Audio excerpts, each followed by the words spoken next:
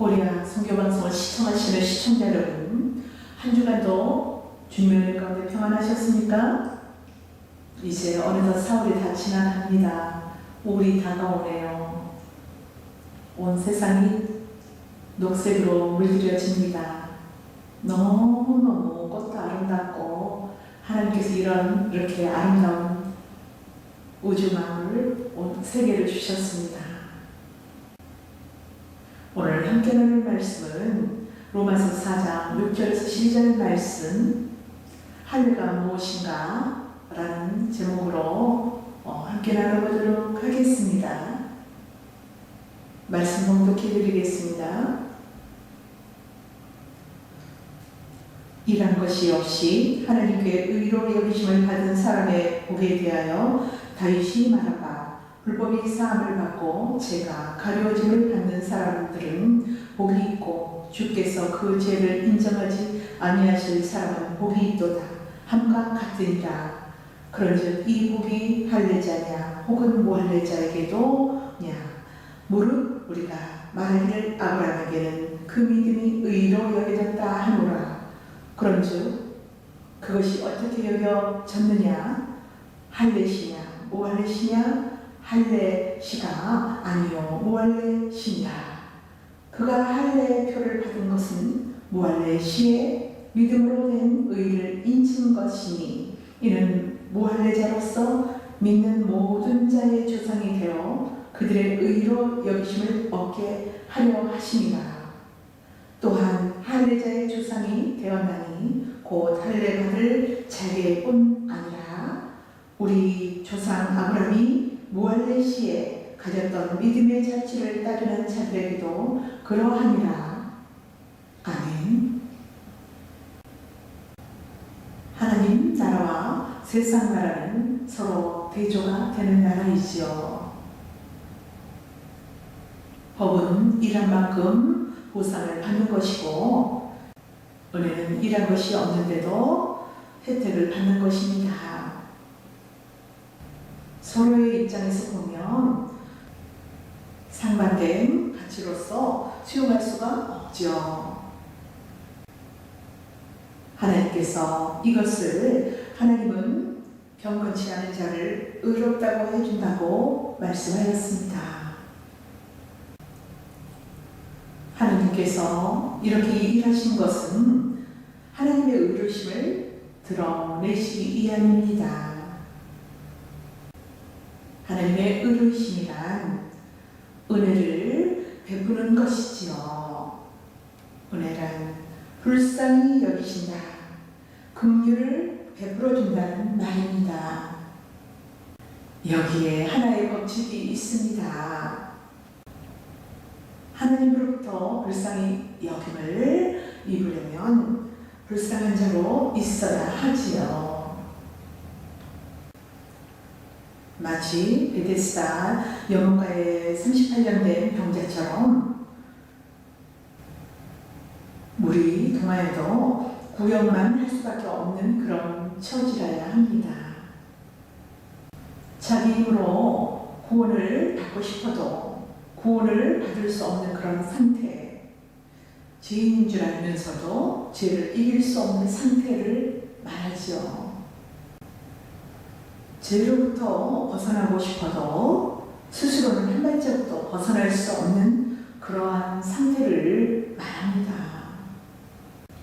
그럴 때 하나님께서 불쌍히 여기심이 복음이 되죠.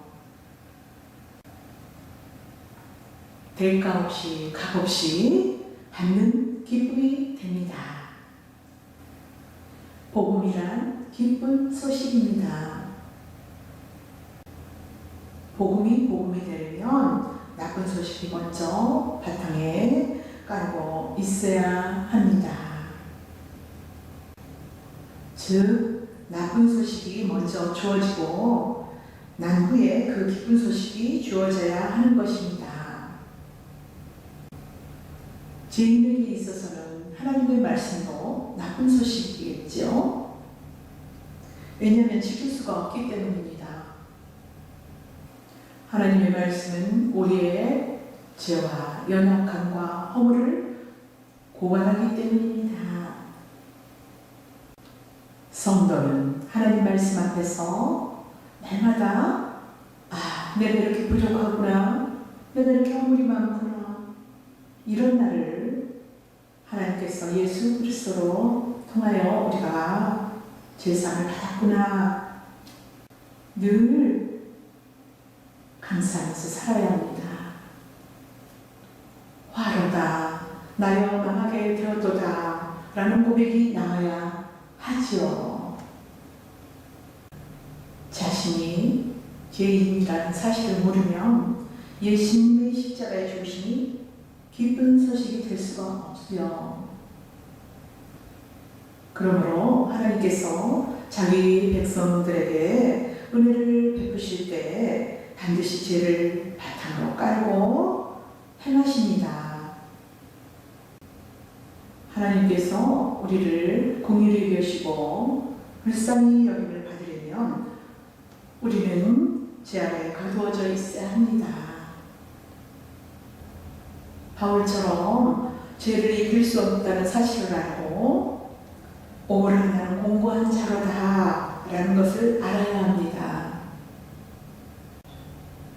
그래야 불쌍히 여기시는 분은 계속하여서 자비를 베푸시고 불쌍히 여김을 받는 자는 계속하여서 자비를 받아야 하는 구조 속에서 살게 되는 것입니다.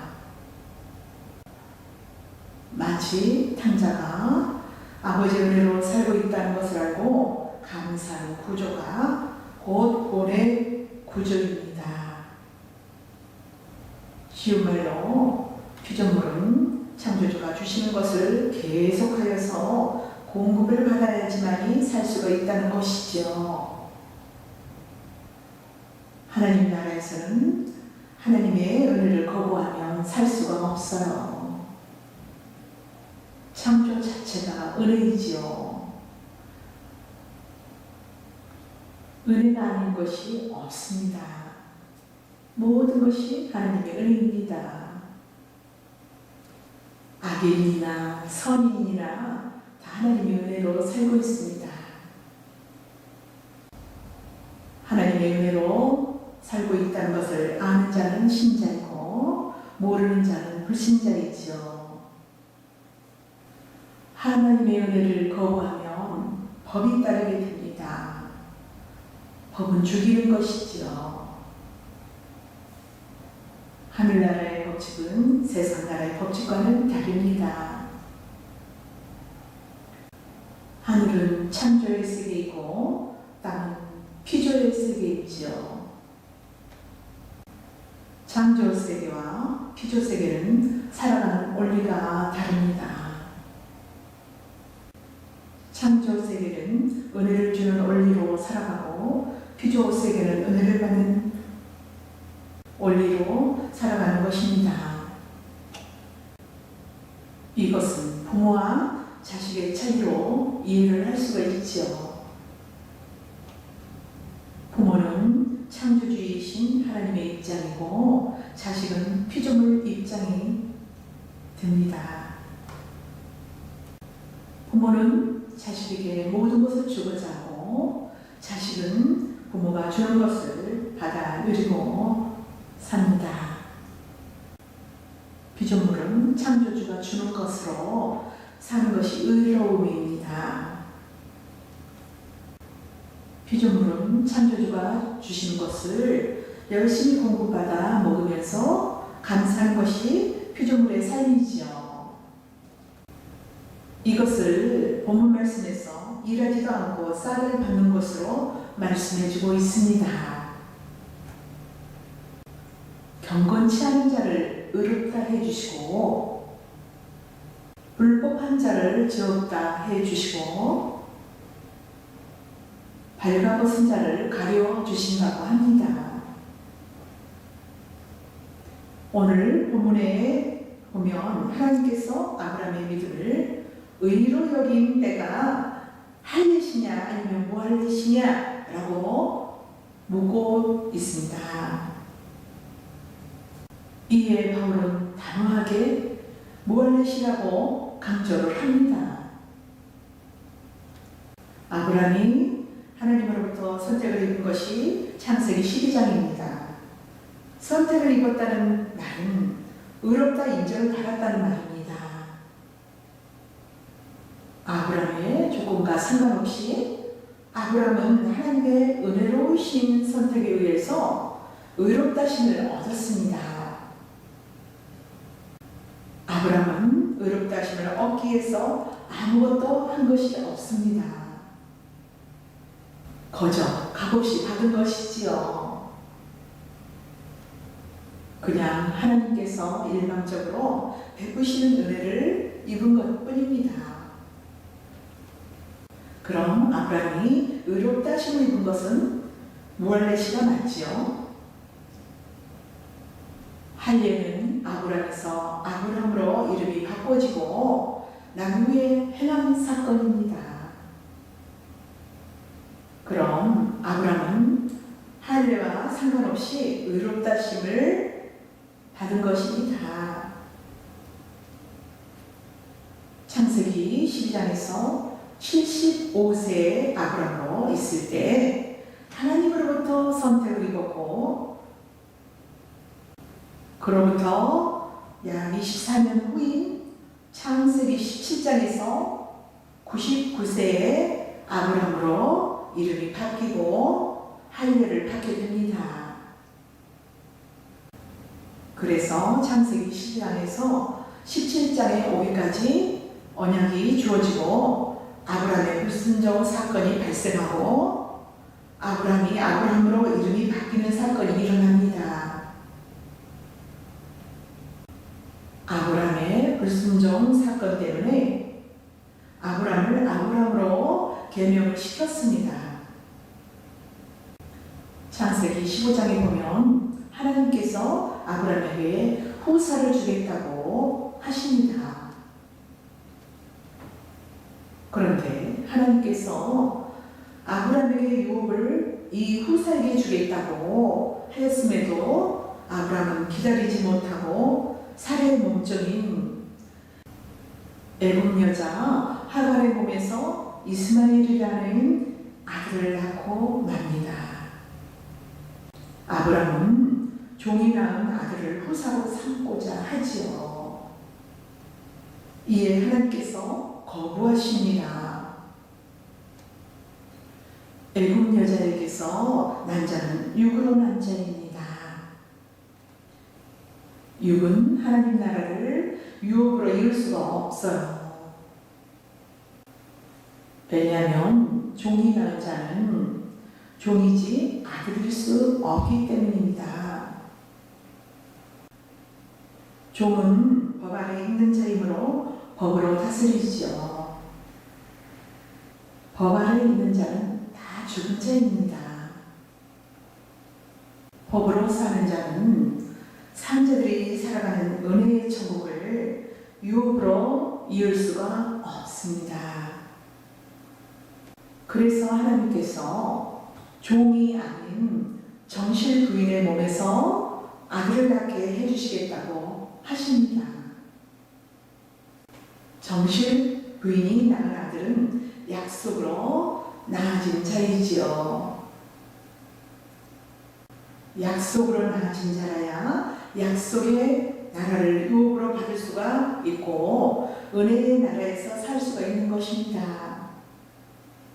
하나님께서 아브라함을 택한 것은 하나님의 언약을 위해서입니다. 아브라함은 하나님의 언약을 그려내는 도구로서 선택을 입은 것이죠. 하나님은 아브라함을 통해서 하나님께서 일하시는 하나님의 의로우심, 그 은혜를 드러내는 일을 하고 계십니다. 하나님은 없는 데서 있게 하시는 창조하시는 하나님입니다. 창조는 인간의 도움이 필요치 않으시고 전적으로 하나님께서 홀로 다 하십니다. 그럼 아브라함에게서 하나님의 은혜로운 창조의 모습들을 나타내려면 아브라함의 힘으로 언약의 후손이 생산되어서는 안 됩니다. 그런데 아브라함은 자기 힘으로 이스마엘을 생산하였지요. 하나님께서는 이것을 악으로 규정합니다. 이스마엘 속에는 하나님의 은혜가 없어요. 하나님의 은혜가 없는 자는 하나님의 나라를 유업으로 얻지 못합니다. 그래서 하나님께서 아브라함이 이스마엘을 낳고 난 후 아브라함에게 나타나셔서 새로운 사건을 나타내십니다. 그 사건을 할례로 나타내죠. 창세기 17장 1절에서 2절 말씀을 살펴보겠습니다. 아브라함이 99세 때에 여호와께서 아브라함에게 나타나서 그에게 이르시되 나는 전능한 하나님이라 너는 내 앞에서 행하여 완전하라. 내가 내 언약을 나와 너 사이에 두어 너를 크게 번성하게 하리라 하시니. 아멘. 아브라함이 99세 때 여호와께서 나타나십니다. 나는 전능한 하나님이라 너는 내 앞에서 완전하라 라고 말씀합니다. 전능하다는 말은 하나님께서 약속하신 것을 반드시 지킨다는 의미입니다.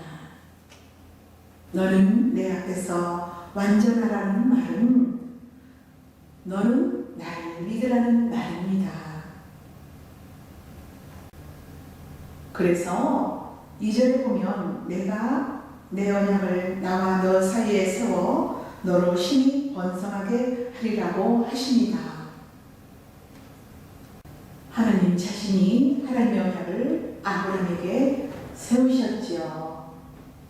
세운다는 것은 약속을 한다는 말씀입니다. 하나님께서 약속하신 것을 반드시 지키시겠다고 약속을 하신 것이죠.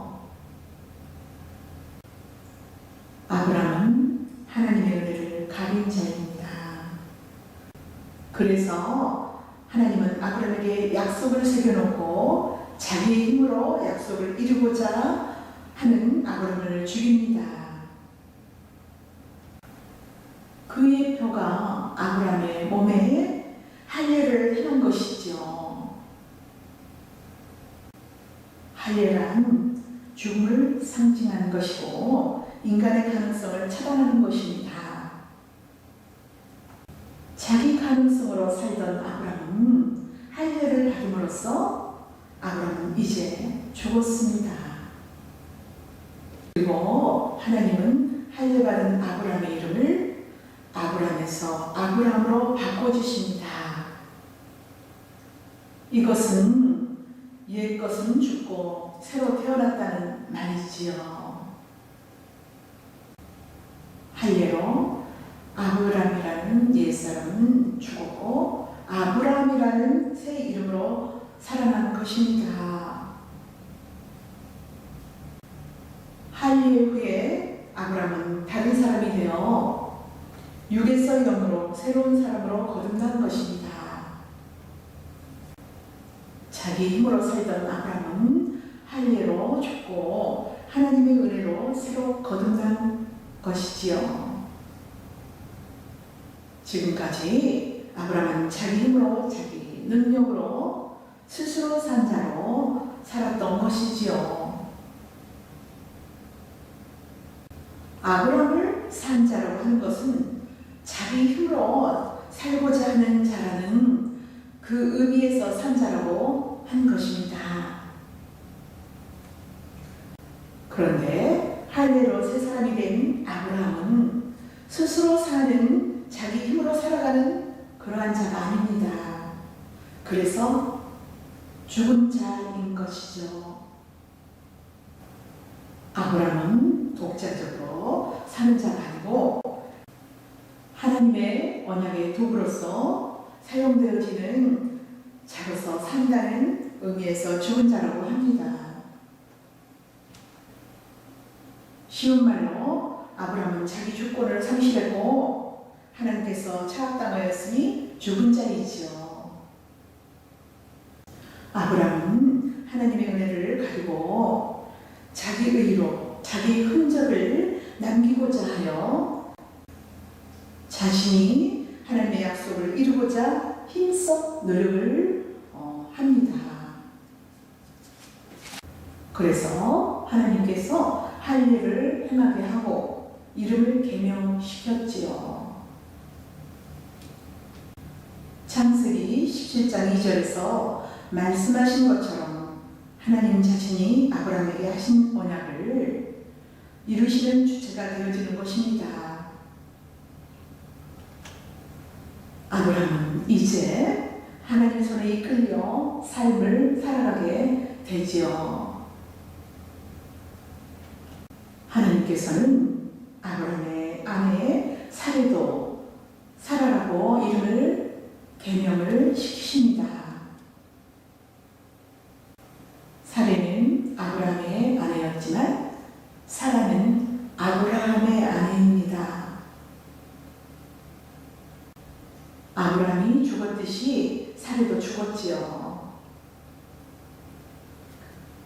그 상징을 사라의 경수가 끊어진 것으로 말씀해주고 있습니다.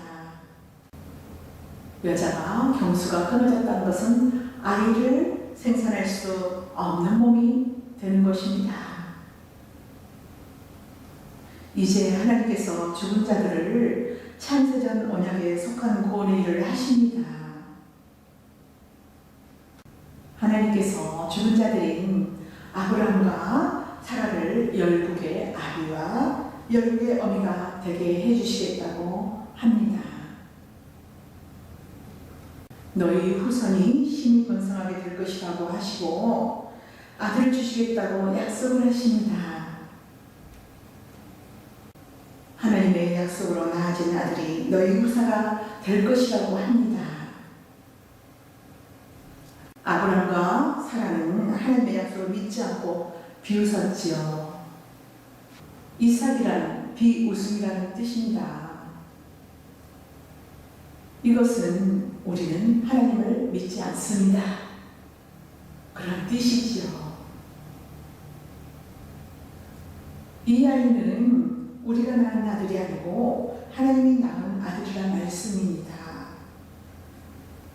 이삭은 인간의 불가능 속에서 하나님께서 창조한 아들이지요. 아브람과 사라는 이삭을 볼 때마다 자신들이 하나님의 말씀을 믿지 않았다는 죄인이라는 것을 깨닫게 되지요. 그러므로 이삭은 아브람과 사라를 죄인으로 드러내는 거울의 역할을 하고 있는 것입니다. 이삭은 예수님의 모형이라고 합니다. 예수님은 영적으로 아브라함의 후손들인 성도들의 죄를 드러내는 분으로 있게 되는 것입니다. 성도는 하나님 앞에서 죄인으로 드러나기 때문에 내가 살고 있는 것은 하나님의 은혜와 긍휼임을 알고 감사와 찬송을 합니다. 본문 로마서 4장 11절에 할례를 표라고 하지요. 무슨 표인가 하면 너는 내 것이라는 표입니다. 그래서 아담이 할례 표를 받은 것은 무할례 시에 믿음으로 된 의를 인친 것이라고 말씀하는 것입니다. 할례와 상관없이 하나님 앞에 의롭다 인정을 받은 자이지요. 할례 받기 전에 이미 하나님의 언약 안에 있었지요. 그러므로 아브라함이 할례를 안 받아도 하나님의 언약 백성입니다. 몸에 할례를 행하게 한 것은 너는 이미 나의 언약 백성이라는 것을 표시를 해준 것입니다.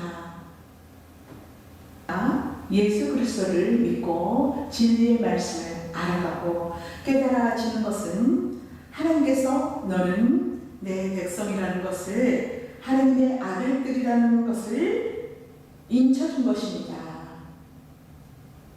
그러므로 우리가 진리의 말씀을 먼저 알았다고, 먼저 깨달았다고 자랑치 마시기 바랍니다. 알게 하시고 깨닫게 하신 것도 하나님이십니다. 그러므로 우리는 하나님 앞에 더욱더 낮아지고 겸손해져야 하겠습니다. 그것이 마음의 할례를 받은 자고 이면적 유대인입니다. 오늘 할례에 대해서 말씀을 나누었습니다. 함께 해주셔서 감사합니다.